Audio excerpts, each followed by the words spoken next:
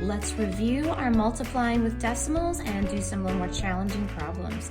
All of these are examples from your practice page B47. We're going to start with number 10. Let's see, we have 13.49 minus 9.7 times 0.5. Whoa, there's a lot of stuff going on here. We actually have two operations that we're going to do. Which one do we do first? Well, we need to look at our handy dandy PEMDAS. We need to do parentheses first, followed by exponents, followed by multiplication or division, followed by addition or subtraction. I see some parentheses, so we're gonna have to do this group right here. So I'm gonna go ahead and write this out the long way right here. 13.49 minus 9.7. Notice since we're adding or subtracting, we're lining up our decimals because we want all of our place values to line up. I'm gonna add a 0, and then I'm just gonna go ahead and subtract. Gonna have to borrow, bring down my decimal. 12 minus 9 is 3. So this answer right here is 3.79, and then we're gonna multiply it by half. Okay, now I'm gonna go ahead and do this second part. I'm gonna rewrite it. I'm gonna ignore my decimal point for now, and I'll put it back in later. 9 times 5 is 45. 7 times 5 is 35, plus 4 is 39. 15 plus 3 is 18. So I have 1,895, but I need to go ahead and put my decimal points back in. How many decimal points do I have? I have 1, 2, 3. So I'm going to move my decimal point 1, 2, 3. It's going to land right there, and that makes sense because half of almost 4 is almost 2, and I'm going to rewrite it 1.895. So that was a two-step problem. We had to do our parentheses first, followed by this, so don't be afraid to write a whole lot. Let's do number 11. In this case, I have 0.4 times 0.4 times 0.4. Oh, I have 3 of them. It doesn't matter since it's all multiplication. It doesn't matter which one we do first, but I'm going to go ahead and do these ones. This is mental math. 0.4 times 0.4. Well, 4 times 4 is 16. Let's add in our decimal. I have 1, 2. So my decimal point would go there. So my problem is I have 0.16, and then I'm going to multiply it by that next 0.4. Let's see, 16 times 0.4. Well, 16 times 2 is 32, and 2 of those is 64. So this would be 64.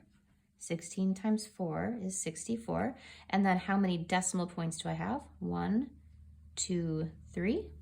So I'm going to move my decimal point 1, 2, 3, and I'm going to have to add in my 0.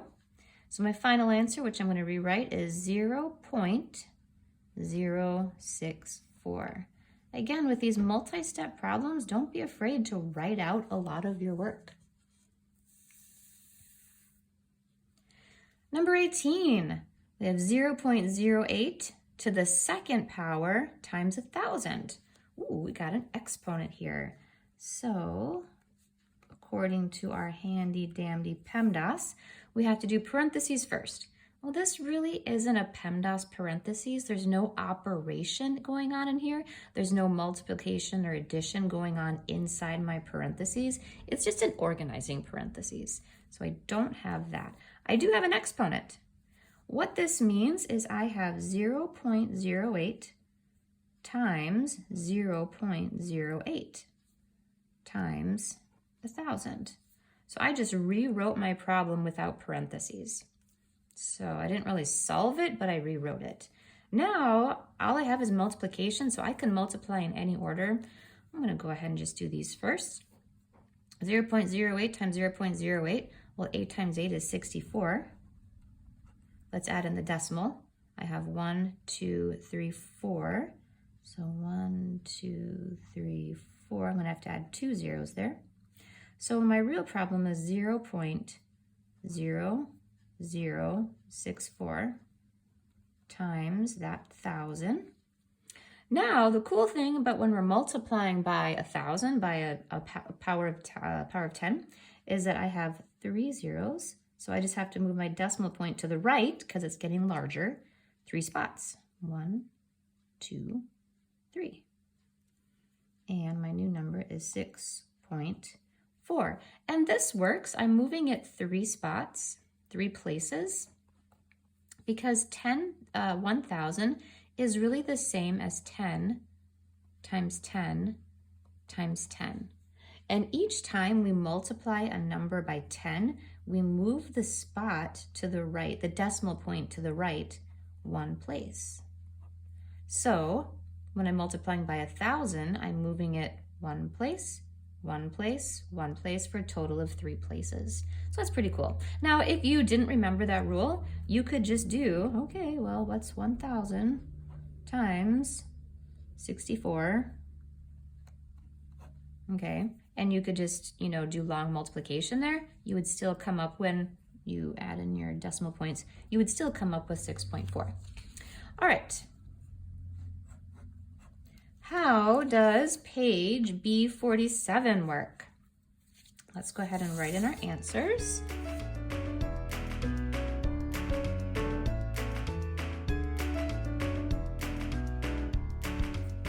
All right, this says, do the exercise below. Draw a straight line connecting the exercise with its answer. The line will cross a number and a letter. Write the letter at the bottom of the page. So you're going to need to use some sort of straight edge. All right, so number 10, I'm looking for 1.895, which is right here. So I'm going to connect number 10 with 1.895.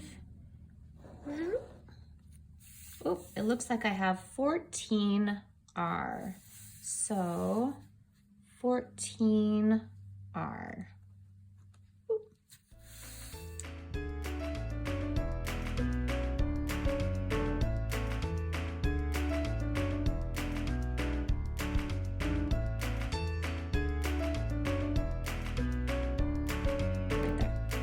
All right, so hopefully that will give you some help when you are solving the rest of these review problems.